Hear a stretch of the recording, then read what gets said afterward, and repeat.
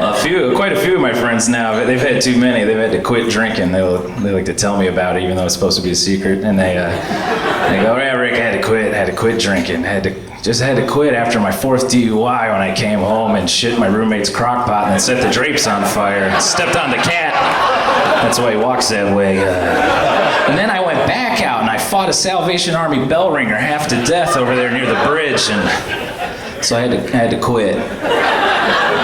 Quit? Jesus, it sounds like you finished. I don't know what they're telling you down at that meeting, calling you a quitter, but I don't stand for that. You finish things. You're a guy who finishes. You don't quit. For some people, substance abuse is a sprint. You blew across that finish line like Usain Bolt with a 40 in each hand. You're a finisher. You take that AA chip, put it on a red, white, and blue ribbon, and wear it around the house. You're kind of like an Olympian who can't afford auto insurance anymore, but an Olympian nonetheless. It's good to be here, but I think if I could be anywhere, I'd like to be in the Old West. Just because in the Old West, you could shoot a guy just for being an asshole. And then the only thing that would happen is someone quit playing piano for like 13 seconds. And that was the entire law of the land as far as murder was concerned. Which they didn't even call murder, they just called it gunfighting. And then you go, well, we was fighting, yeah, with the guns again, and I guess I fought his ass a little too hard because he won't get up. He was cheating at cards, there was a whole nickel on the hand. Hey, are you gonna finish playing Camptown Races? Because it's my favorite song. Of the 2 songs that exist in this era, that one is my favorite. I do like She'll Be Coming Around the Mountain When She Comes, but I don't really care about all that stuff she's bringing. Like, who needs 6 white horses? But I've camped in town before, that's good stuff. The Wild West was a time where assholes were readily dealt with, perhaps a little too readily, but still something was done, and now nothing is done. Now if you see someone being rude to like a service industry worker, like the worst thing that ever happens is someone will take like a blurry cell phone photo and put it on Instagram, like, this person was terribly rude at the Starbucks today, but I lack courage and conviction, so I didn't say anything, but if you see him, maybe you will. Signed, a coward.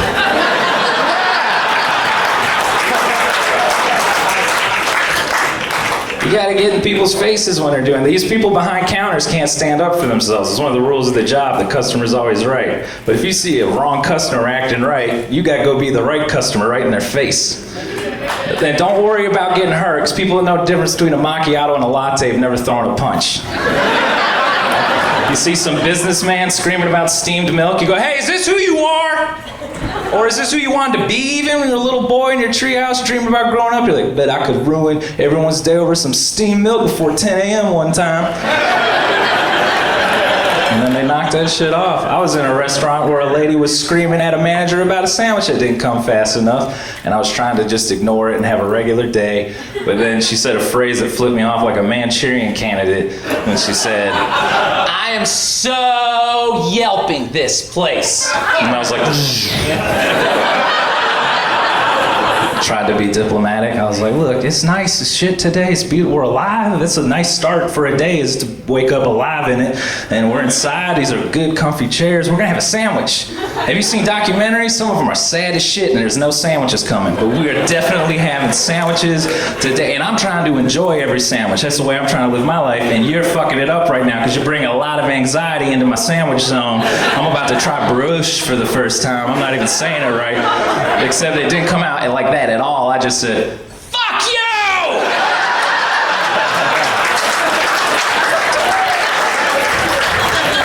And then my wife said, "You're gonna get shot one day." And I told her, "No, I'm not, because people who Yelp shit don't have it in them." There's nobody on death row with a Yelp account. People on death row figured out a way more effective way of dealing with shit. Be a sweet website though if they gave reviews of the last meals on death row. Just every once in a while one of them's like, "My food came late."